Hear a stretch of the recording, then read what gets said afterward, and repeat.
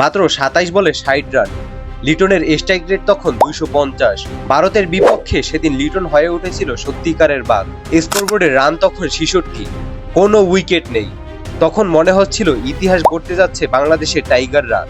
কিন্তু ঠিক তখনই ঘটে গেল এক অবিশ্বাস্য ঘটনা, যেখানে আবহাওয়া ঠিকঠাকই ছিল, কিন্তু হঠাৎ করেই বৃষ্টি শুরু হলো। অনেকক্ষণ ধরে বৃষ্টি, প্রায় ২ ঘন্টা পরে বৃষ্টি থামলো। কিন্তু শুরু হলো ডিএলএস এর হিসাব নিকাশের নাটক। মুহূর্তেই বদলে গেল বাংলাদেশের লক্ষ্য, বদলে গেল ম্যাচের গতি। বৃষ্টি, ডিএলএস আর লিটন দাসের রান আউট সব মিলিয়ে ক্রিকেট ইতিহাসের অন্যতম হৃদয় ভাঙা রাতের সাক্ষী হয়েছিল বাংলাদেশ। আসলে কি হয়েছিল লিটনের সাথে, কি ঘটেছিল সেই ম্যাচে? চলুন ফিরে যাই ২০২২ সালের টি-20 বিশ্বকাপের সেই রোমাঞ্চকর বাংলাদেশ বনাম ভারতের লড়াইয়ে। ম্যাচ শুরুর আগে টসে গেলেন বাংলাদেশি ক্যাপ্টেন সাকিব আল হাসান। অপরদিকে ইন্ডিয়ার ক্যাপ্টেন আসলো রোহিত শর্মা। টসে জিতলো সাকিব। সাকিব একটু চালাকি করেই ব্যাটিং না নিয়ে বোলিং করার সিদ্ধান্ত নেয়। সাকিব জানতো আগে ব্যাটিংয়ে গেলে বিপদে পড়তে পারে, তাই রোহিতদেরই ব্যাটিংয়ে পাঠায় সাকিব। খেলা শুরু হলো। ভারতের ব্যাটিংয়ে নামলো KL রাহুল ও রোহিত শর্মা। বাংলাদেশের হয় বলে আসলো গতির রাজা তাসকিন আহমেদ। প্রথম ওভারটি যেন তাসকিন রাজার মতোই করে গেল। ৬ বলে মাত্র ১ রান, তাও আবার টি-20 ওয়ার্ল্ড কাপ ম্যাচে। আসলেই তাসকিন প্রশংসার দাবিদার। দ্বিতীয় ওভারে বলে আসলো শরীফুল ইসলাম, কিন্তু শরীফুল এসে রাহুলের সামনে যেন আর টিকতে পারল না। ওভারের পঞ্চম বলেই ৯১ মিটারে একটি বিশাল ছক্কা আর ৩টি সিঙ্গেল নিয়ে দ্বিতীয় ওভারে রান হলো ১০।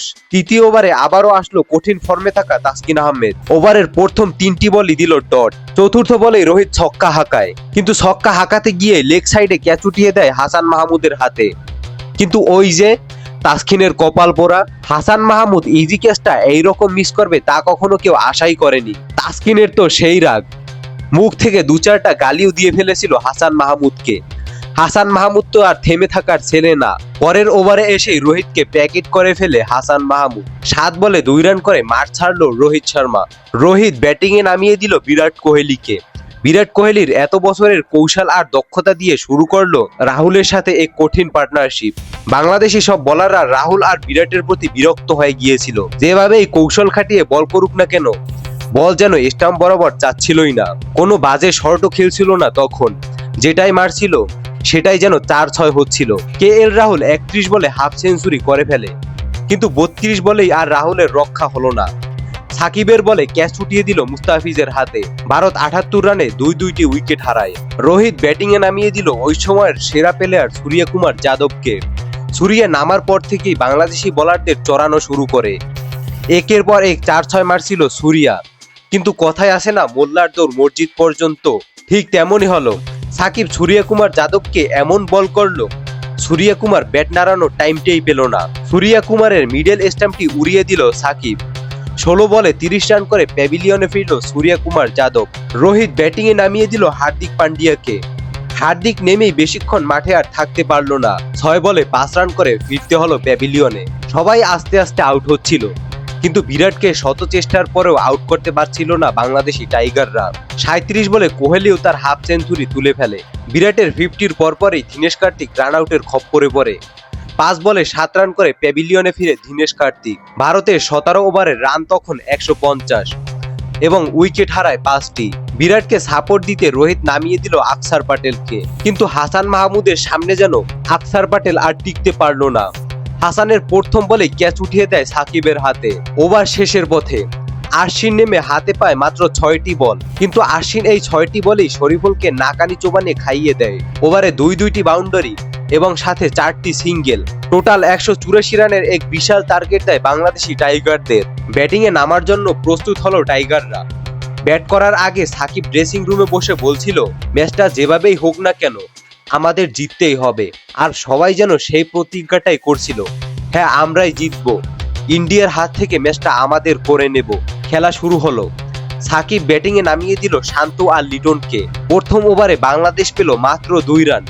দ্বিতীয় ওভারে বোলিংয়ে আসে আর্শদীপ। প্রথম ৩ বলেই দুটো বাউন্ডারি মেরে দিল লিটন, কিন্তু চতুর্থ বলটা যেন লিটনের জন্য বিপদ নেমে আসছিল। বলটা হালকা ব্যাট হয়ে চলে যায় কিপারের কাছে, কিন্তু কিপারে থাকা রাহুল ক্যাচটি মিস করলো। মরণযাত্রা থেকে বেঁচে ফিরল লিটন। দ্বিতীয় ওভারে ৩টি ৪ মেরে দেয় লিটন। ভারতকে জানিয়ে দিল বাংলাদেশ হারার পাত্র না। তৃতীয় ওভারের প্রথম বলে শান্ত একটা সিঙ্গেল দিয়ে আবারও ব্যাটিংয়ে দেয় লিটনকে। লিটন বরাবর 3টি বলই বাউন্ডারি মেরে দিল।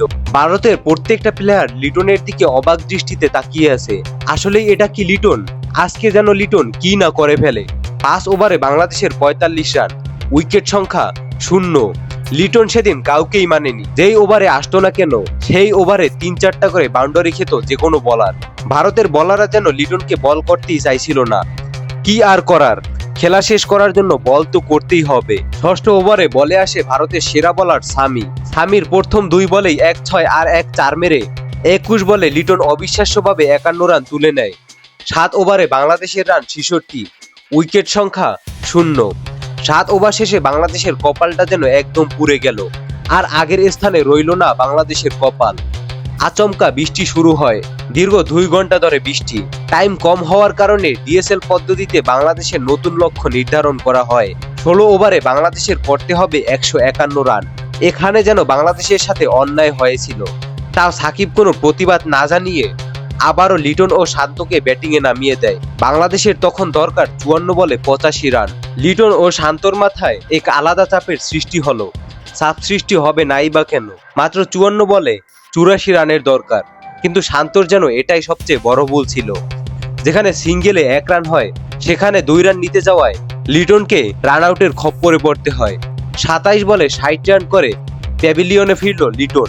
লিটনের আউট হওয়ার পরে ব্যাটিংয়ে নামলো ক্যাপ্টেন নিজেই। কিন্তু সাকিব নামার পরে শান্ত আর বেশিক্ষণ মাঠে থাকতে পারলো না। 25 বলে 21 রান করে প্যাভিলিয়নে ফিরল শান্ত। শান্ত আউট হওয়ার পরে ব্যাটিংয়ে নামলো আফিফ। আফিফও তেমন কিছু করতে পারলো না।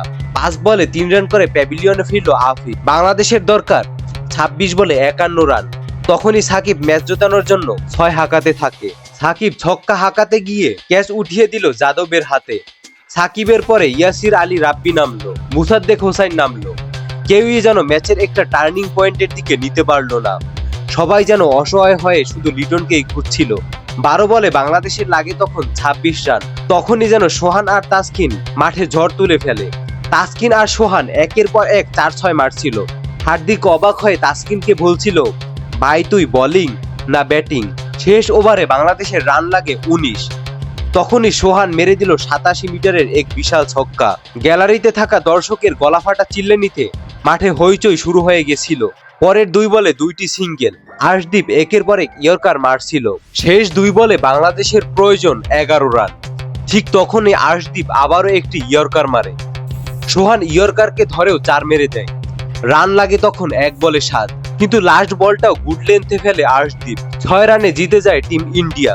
সেদিন বাংলাদেশ হারেনি, হেরেছিল শান্ত, রাব্বি সহ আরো 2-1 জন। লিটন, সোহান আর তাসকিন সহ অনেকেই চেয়েছিল বিশ্বকাপের মাঠে বাংলাদেশকে জেতাতে। কিন্তু বৃষ্টির কারণে বাংলাদেশ অনেকটাই পিছিয়ে গিয়েছিল। 2022 সালের এই টি-20 ম্যাচটি আপনি কোথায় বসে দেখেছিলেন তা অবশ্যই কমেন্টসে জানাতে পারেন। ধন্যবাদ।